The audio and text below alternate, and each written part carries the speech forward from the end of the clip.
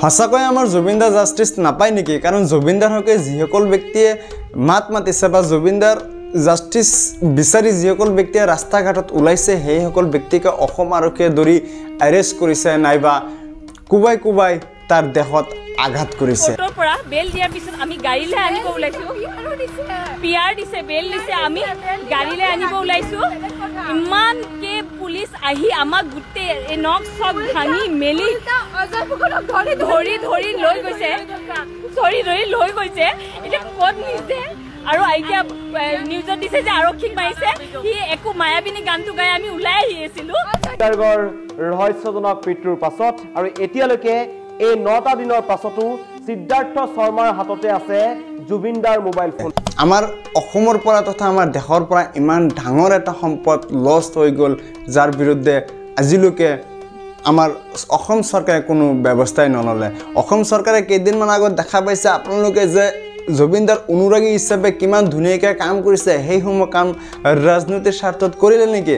আপোনালোকে কুৱেশ্যন কৰক। কাৰণ আজি যাৰ কাৰণে জুবিনদা আমাৰ মাজত নাই, যিজন ব্যক্তিয়ে ছিংগাপুৰত লৈ এনেকুৱা এটা এক্সিডেণ্ট ঘটালে, সেইজন ব্যক্তিক নিবিচাৰি, সেইজন ব্যক্তিক এৰেষ্ট নকৰি, সেইজন ব্যক্তিক আটক নকৰি, সেইজন ব্যক্তিক আপোনালোকে গমেই পাইছে প্ৰডাকশ্যন দি আছে। কাৰণ মই কেইদিনমান আগত অলপ আগত মই নিউজত চালোঁ যে সিদ্ধাৰ্থই বোলে গুৱাহাটীত আহিছিল, তাতে বোলে পুলিচ প্ৰটেকশ্যনৰ ব্যৱস্থা কৰা হৈছিল। আৰু আজি অলপ আগতে নিউজত চালোঁ যে ফুকন আৰু ভিক্টৰ দাসে জুবিনদাৰ জাষ্টিছ বিচাৰি কিছুমান কাম কৰিছিল, সিহঁতকো কি কৰিছিল, এৰেষ্ট কৰা হৈছিল।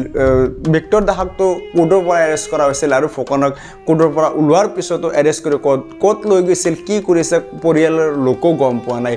তো এইসমূহ পৰিস্থিতিৰ পৰা আপোনালোকে কি গম পাব? কালিও আপোনালোকে এটা ভিডিঅ' দেখা পাইছিল যে কোনোবাই জুবিনদাৰকে জাষ্টিছ বিচাৰিছিল, কিন্তু তাৰ মূৰত আঘাত কৰি মূৰখিনি ফাটাই দিছিল বা ৰক্তাক্ত কৰিব লগা হৈছিল। মানে জুবিনদাৰ জাষ্টিছ বিচাৰি যিসকল ব্যক্তি আছে সেইসকল ব্যক্তি কিবা না কিবা পৰিস্থিতিত পৰিব লগা হৈছে। তাৰমানে ইয়াৰ পৰা গম পোৱা যায় নেকি যে জুবিনদাৰ মৃত্যুটো সঁচাই ৰহস্যজনক আৰু ইয়াত ৰাজনৈতিক দিশৰ পৰা পলিটিচিয়ানসকলৰ পৰা কিবা হাত আছে? মোৰতো পূৰা সন্দেহ হৈ আছে। কাৰণ জুবিনদা আছিল আমাৰ মাটিৰ মানুহ। কাৰণ যেতিয়া আমাৰ অসমত কিবা বেলেগ জনতাৰ বিৰুদ্ধে কাম কৰা দেখা পাইছিল, জনতাক ঠকুৱা কাম দেখা পাইছিল, তেতিয়া জুবিনদাই সেই ৰাজনৈতিক বা পলিটিচিয়ানৰ বিৰুদ্ধে মাত মাতিছিল। সেইবোৰ মাত মাতে আজি আমাৰ জুবিনদাৰ মৃত্যুৰ কাৰণ হৈ পৰিল নেকি?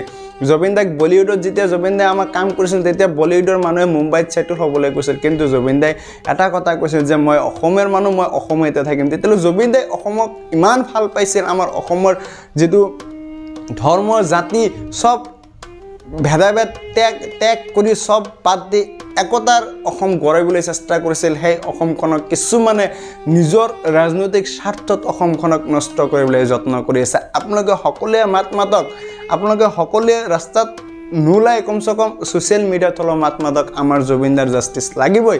আমাৰ জুবিনদাৰ হকে যিসকল মানুহে জুবিনদাৰ বিৰুদ্ধে আজি এনেকুৱা এটা নিকৃষ্ট কাম কৰিব পাৰিছে, সেইসকল ব্যক্তিক শাস্তি দিবই লাগিব, নহ'লে আমাৰ অসমখনক এক বিধ্বস্ত পৰিৱেশ সৃষ্টি হৈ যাব। আপোনালোকে সকলোৱে ছ'চিয়েল মিডিয়াত মাত মাতক, জুবিনদাৰ হয়। জয় জুবিনদা, জয় আই অসম।